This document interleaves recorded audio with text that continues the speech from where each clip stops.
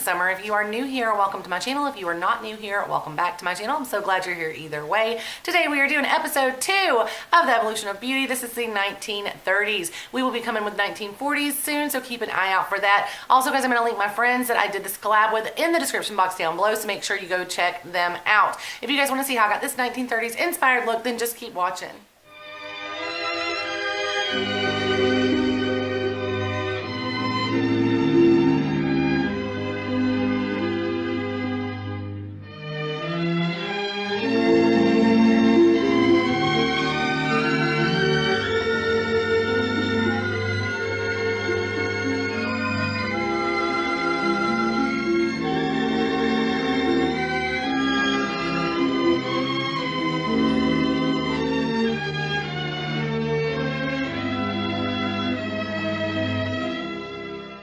The 1930s were deep into the Great Depression. Women went back to a softer, more feminine look.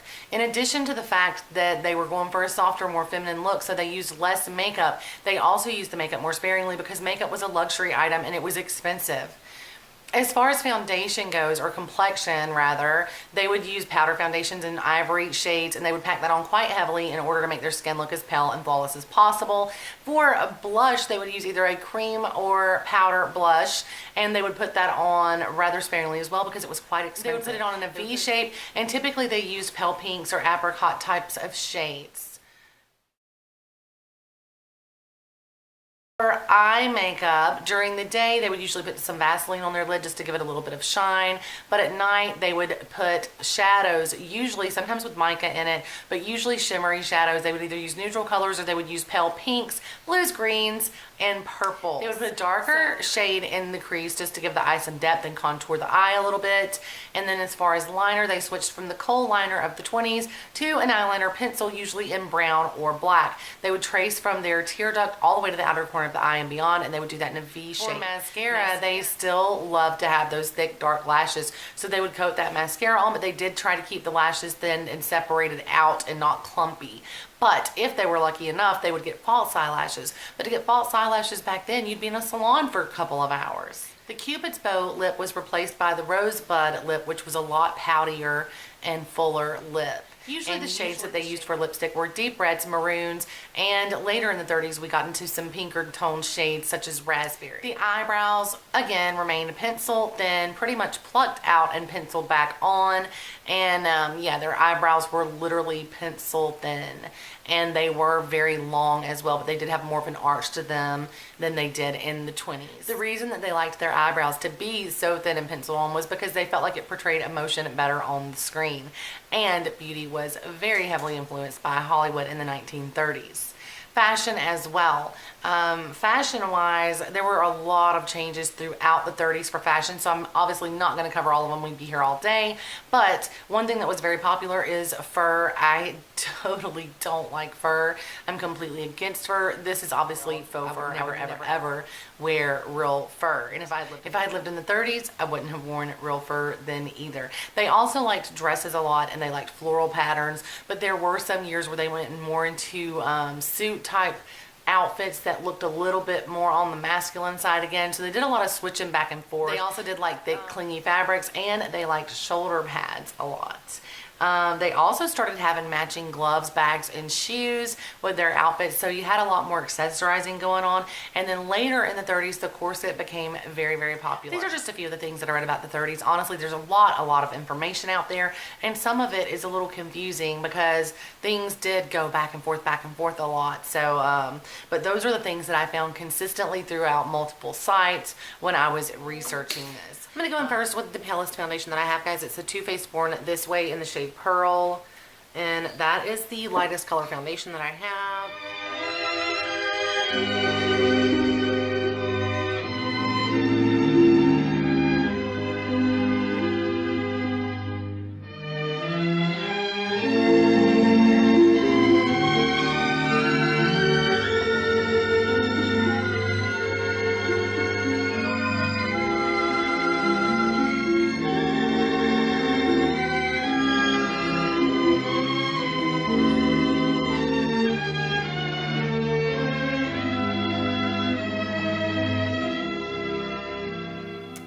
now we're going to go in with the Derma Blend setting powder, and this is in the original, which is just a translucent setting powder.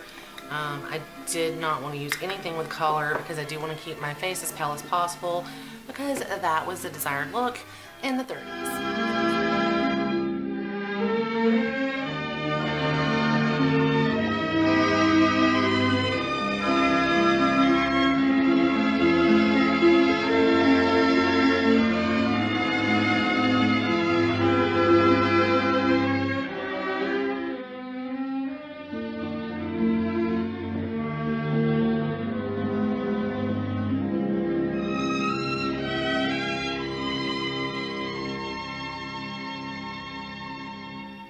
We're going to go in first with this Makeup Geek shade right here called Nostalgia. And it's a pink shimmery shade. We're going to go in all over the lid with that first.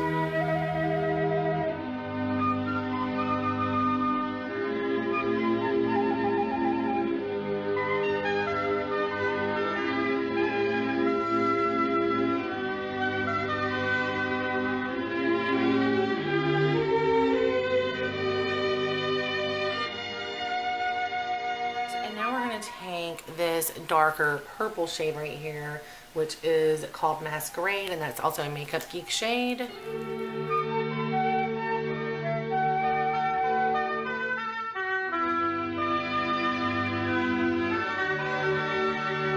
We're going to go in with Punk right here, even though it's a brown shade, just to kind of give the eye a little bit of depth. I'm going to take this flat brush so I can just take it just barely into the crease, because I don't...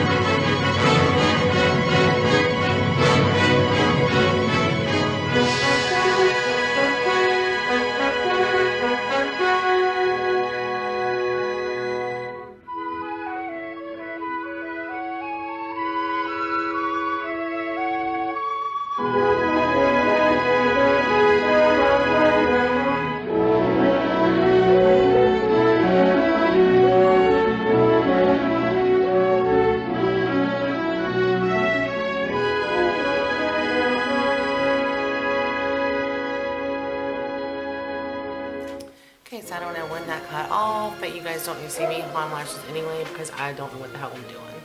So if I'm applying lashes, they're probably going to be jacked up. Alright, now we're going to go in with just a nude lip liner. We're going to overdraw the lips.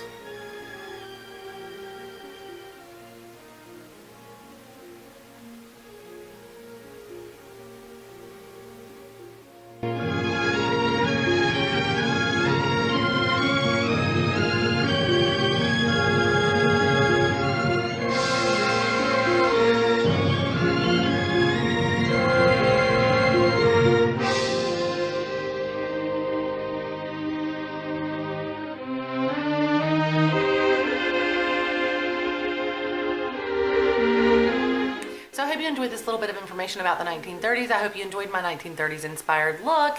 And make sure you go check out my friends as well. I'm going to post them in the description box down below. And also, guys, if you enjoyed this video, please do give me a thumbs up. Make sure you subscribe to my channel and also ring that little bell so that you'll be notified when I post future content. In case you do not get notified on YouTube, you are also more than welcome to join me on social media. I am on Instagram at It's Always Summer 2018 and on Twitter at It's Always Summer. And yeah, that's it, guys. I hope you enjoyed this video. Thanks so much for watching. See you in the next one. Bye.